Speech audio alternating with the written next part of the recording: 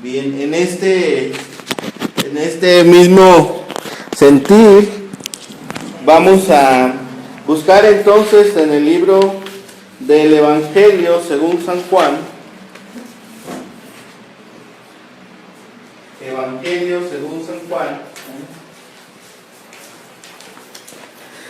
Esta enseñanza que es muy completa, esta enseñanza que habla de nuestro Señor como parte de la Trinidad, como el Verbo de Dios y como el Creador de todas las cosas.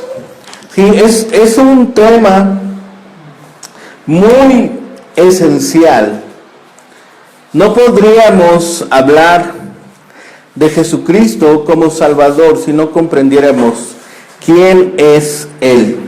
Entonces, vamos a meditar en esta tarde, con el favor de Dios, como Jesucristo, el Verbo de Dios encarnado. Jesucristo, el Verbo de Dios encarnado.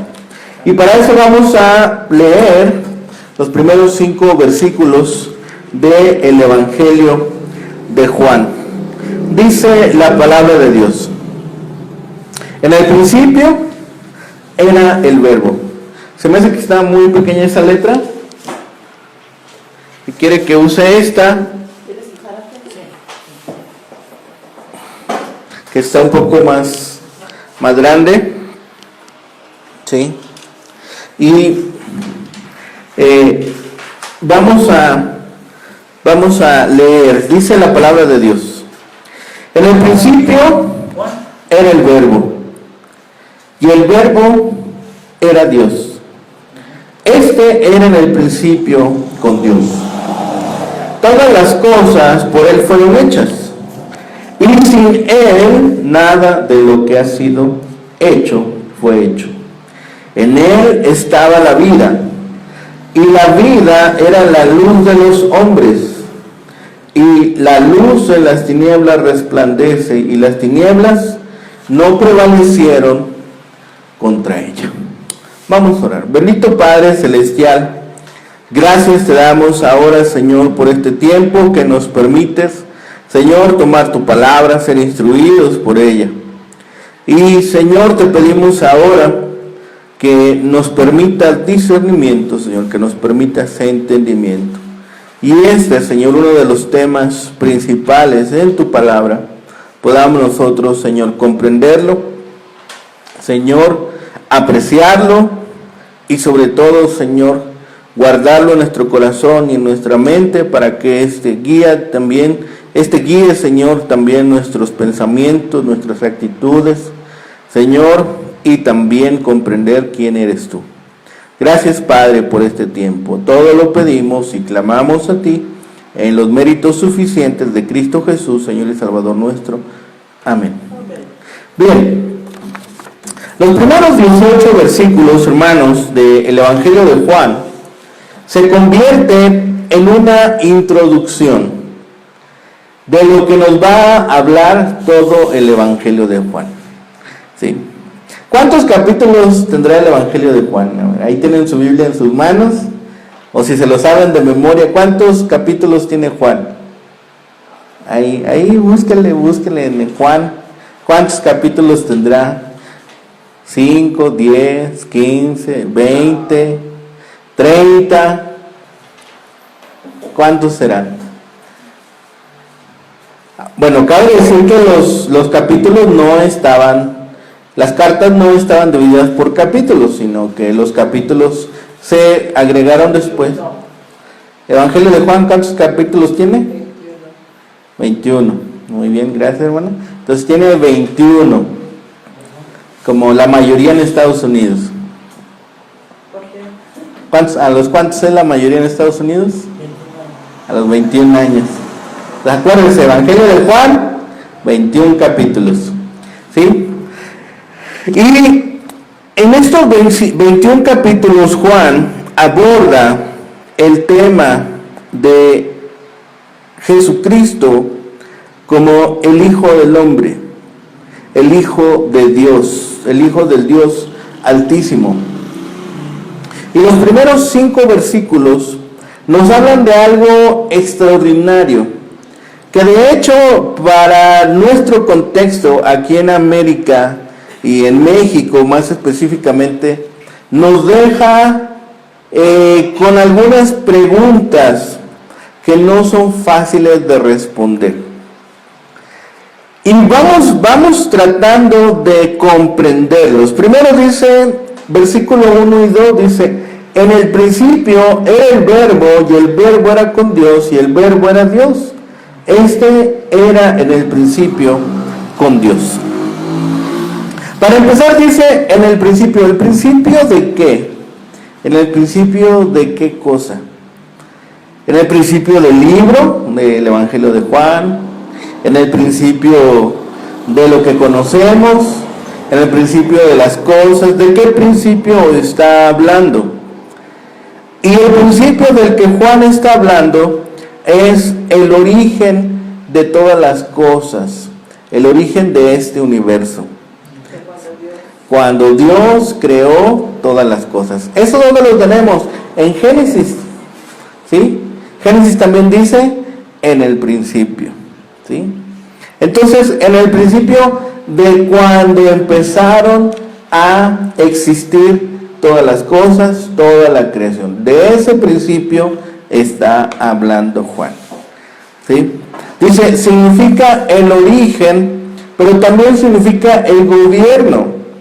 Así que lo primero que nos transmite Juan es que Cristo es tanto el creador del universo como su gobernante. Él ha creado todo lo que conocemos, las plantas, los árboles, los animales, al ser humano, a la tierra, al aire que respiramos, ¿sí? A los pajaritos, a los mosquitos, a las moscas, todos esos animalitos, todos esos bichitos, hasta el más pequeñito, el Señor lo creó. Pero dice que también lo gobierna.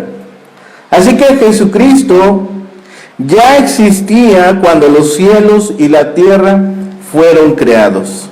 Él no es un ser creado, sino que existió desde toda la eternidad. ¿Por qué lo podemos comprender así? Porque cuando el tiempo comenzó para este universo físico que nosotros conocemos, Jesucristo ya estaba ahí. Por lo tanto, es eterno, porque sobre Él no tiene potestad el tiempo. Al contrario, Dios tiene potestad sobre el tiempo. Y un poco más adelante va a decir, acuérdense, dice Pablo, dice, para Dios, dice, no hay diferencia. Pues algunos piensan, dice, que el Señor se retrasa en sus actividades, en su tiempo. Dice, no se retrasa. Él lo que tiene es misericordia.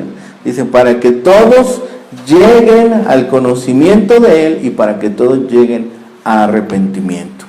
Entonces, Dios es eterno y Jesucristo es eterno porque Él ya estaba antes de que el tiempo comenzara con la creación.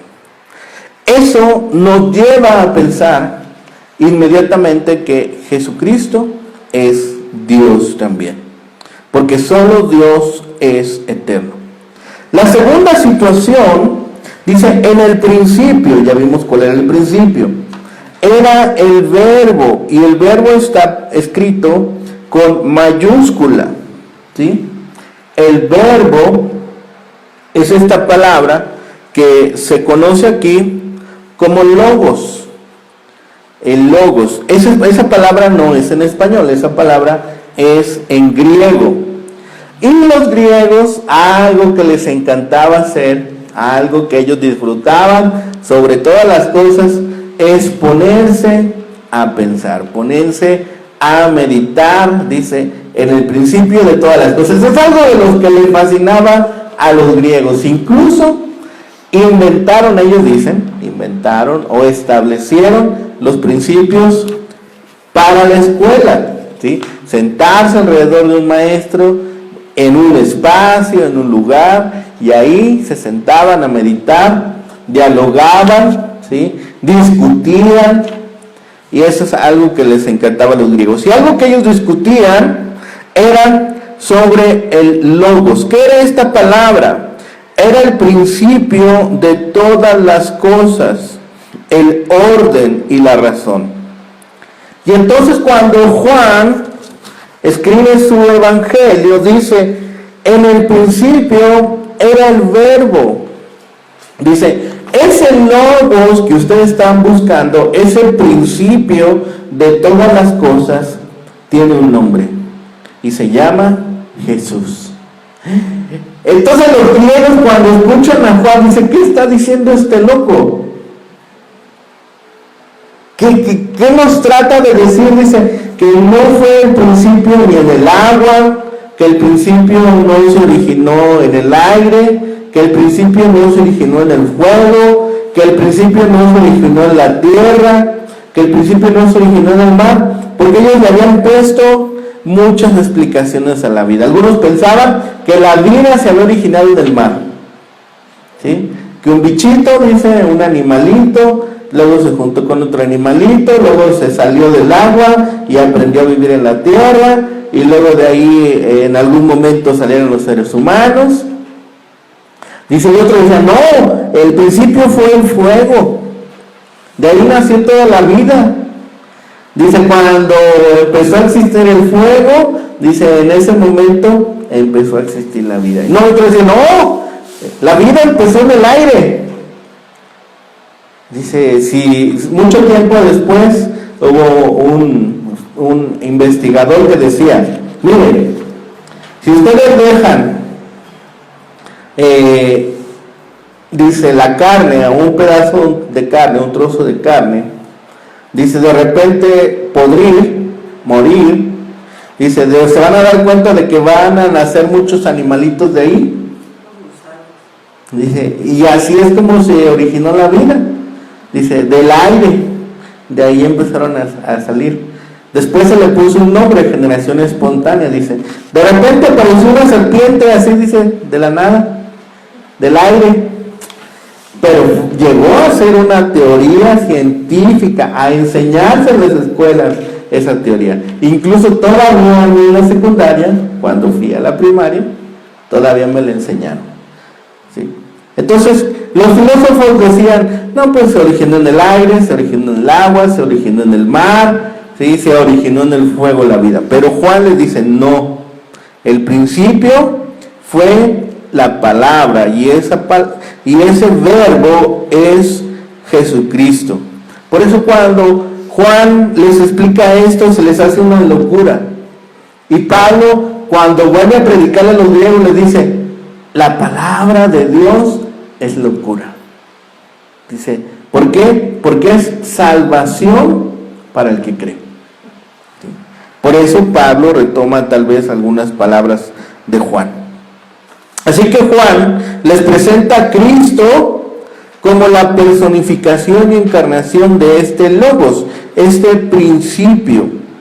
Así que no solamente habla de esas dos partes, el principio y el verbo, pero también habla de algo muy importante para los judíos. Ellos estaban esperando al Salvador, ellos estaban esperando al Mesías, pero no era en su pensamiento.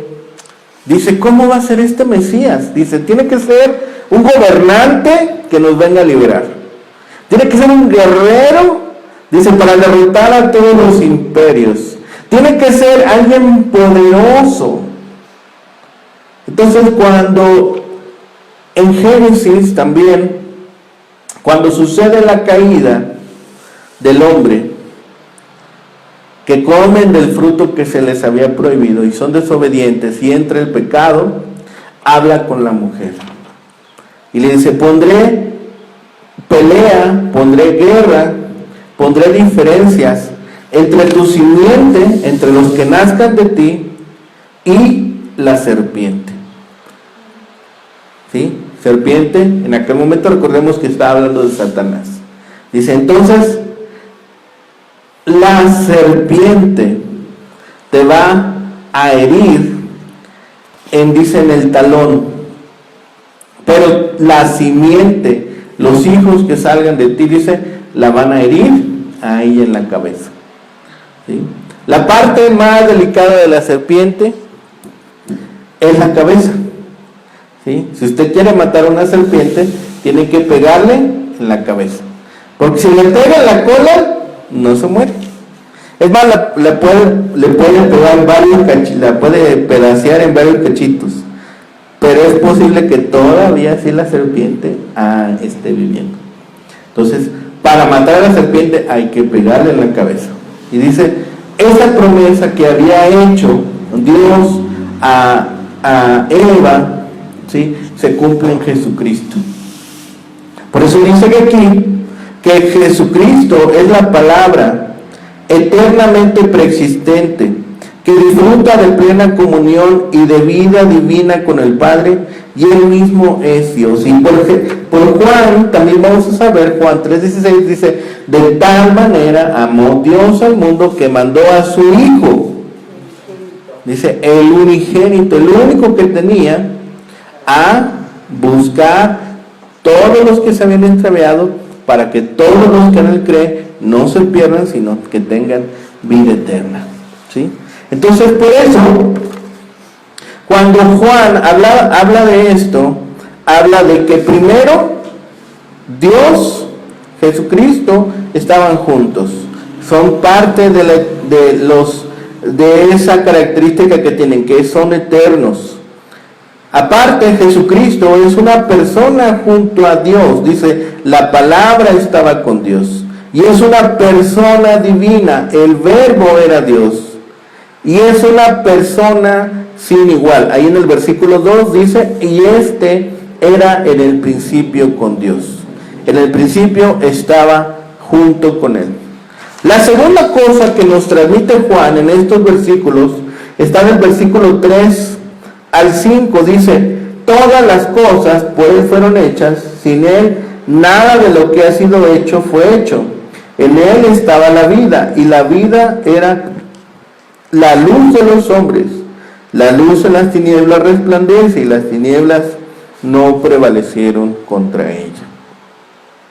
Lo primero que dice Juan, dice, es la palabra y la luz. Cristo es la encarnación de la vida. Podemos tener vida. Y hace algún tiempo, no sé si ya lo había enseñado, pero en alguna de las clases para los niños hicimos un trabalenguas para que ellos no se lo olvidaran. Y yo les dije, a ver, hay los muertos que están muertos, los muertos que están vivos, los vivos que están muertos y los vivos que están vivos. Y se me quedan así como la misma cara que están haciendo ustedes. Dice, ya se le botó un tornillo al maestro. No se trata de eso, sino que los muertos que están muertos son aquellos que ya murieron en esta vida, pero murieron sin conocer a Dios. Entonces, están muertos físicamente, pero muertos también espiritualmente. Luego tenemos los muertos que están vivos, aquellos que ya murieron en esta tierra, pero que murieron en la promesa en Cristo, conocieron a Cristo, reconocieron a Jesús como su Señor, su Salvador y su Rey, y tienen vida. Y entonces tenemos los vivos que están muertos. ¿Cuáles serían esos? Los que están en esta tierra, pero no reconocen a Dios. Entonces puedes tener vida aquí, pero cuando llegue tu momento de rendir cuentas a Dios, te vas a encontrar en el lugar de castigo por haber desechado la bendición de Dios. Y están los vivos que están vivos. ¿Quiénes serían esos? Nosotros, los que estamos en este tiempo, en este lugar, hoy que estamos a 16 de junio del 2023 a las 2:22 de la tarde, ¿sí? Específicamente en este momento, que estamos vivos y que reconocemos a nuestro Señor como nuestro Salvador.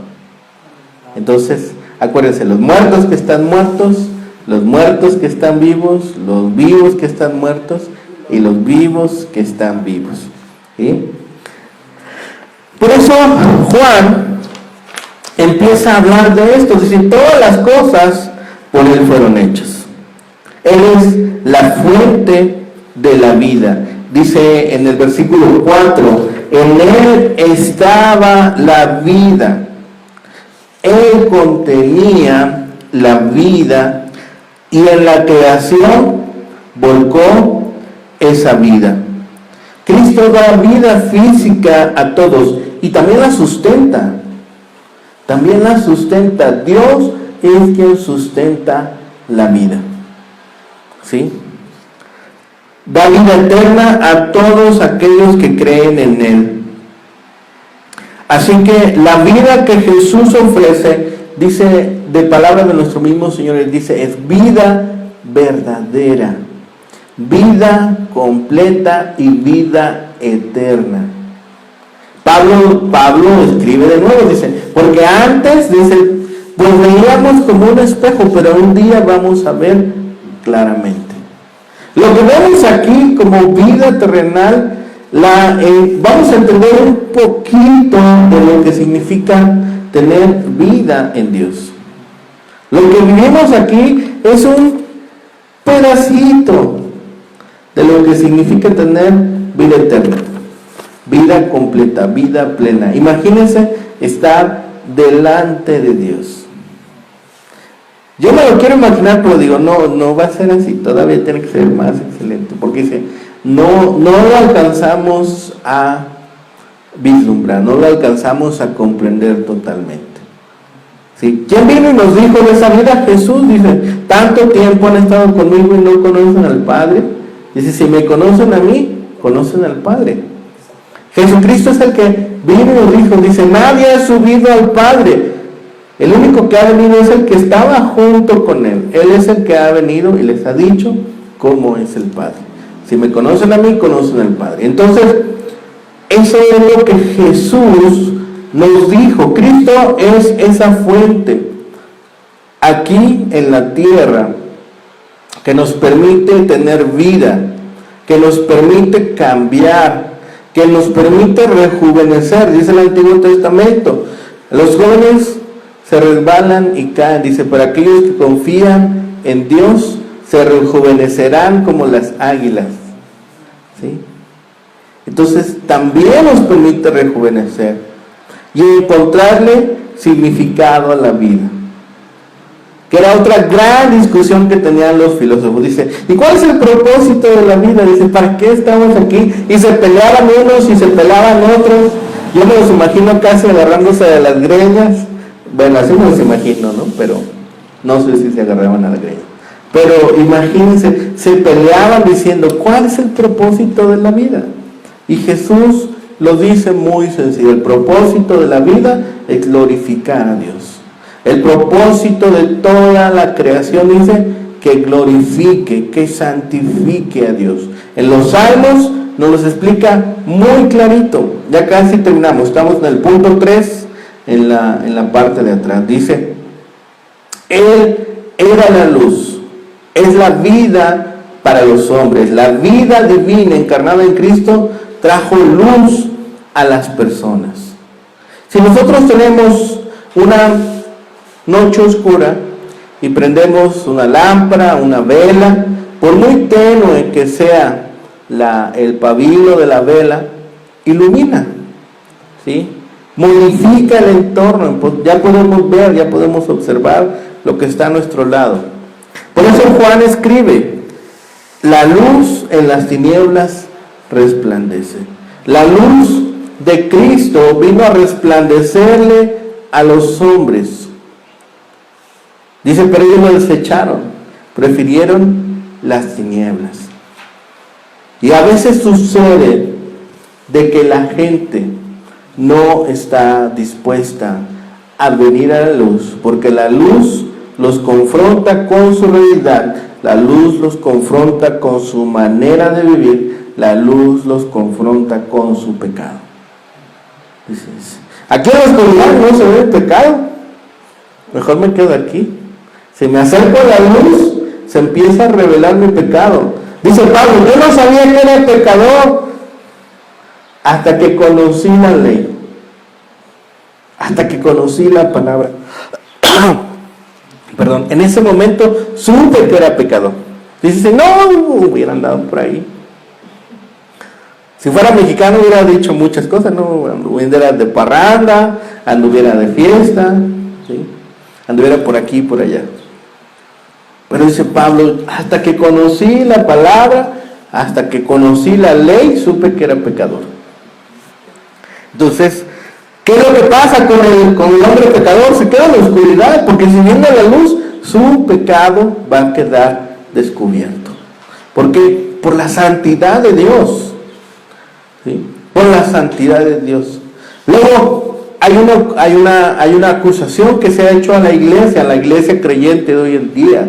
Dice que estamos en contra de los homosexuales. No estamos en contra de los homosexuales. Estamos en contra de que se siga haciendo daño, de que siga permaneciendo en la oscuridad y que no venga a la luz admirable de Jesús y tenga vida. No estamos en contra de ningún grupo, de nadie. No estamos en contra del asesino. ¿Por qué? Porque nuestro trabajo no es ser jueces. Nuestro trabajo es comunicar el evangelio de la salvación, ¿sí? No estamos en contra de nadie. Que quede muy claro, la iglesia, el trabajo de la iglesia es glorificar a Dios. ¿Y cómo le vamos a glorificar a Dios? Comunicando el glorioso evangelio, cumpliendo el trabajo que nos ha asignado. Ese es nuestro trabajo. Nosotros no estamos aquí para ser jueces de nadie. La oscuridad indica ignorancia y pecado y rechazo activo a la voluntad de Dios. Los primeros 18 versículos del Evangelio de Juan traen un resumen completísimo de lo que nos va a hablar. De estos, ¿cuántos capítulos? 21 capítulos, ya no se nos olvida. Es maravilloso enfrentar cada nuevo día como hijos de Dios, sabiendo que aunque las tinieblas del mundo nos rodeen y quieran apabullarnos, quieran arrasar con nosotros, la luz de Dios siempre brillará en nuestros corazones, porque las fuerzas de la oscuridad no podrán apagar ni su luz ni su amor. Hay un versículo que le encanta mucho a un hermano pastor que dice: las muchas aguas no podrán apagar el amor de Dios. Dice, cuando pases, dice por ahí, no se apagará el amor de Dios. Entonces, pues damos gracias a Dios por ese amor que nos da, por esa gracia que nos permite, pero sobre todo porque nos ha permitido llegar, acercarnos a su luz admirable. Que el Señor añada bendición a su palabra y sobre todo nos permita seguir creciendo en su enseñanza. Que el Señor les bendiga, hermanos.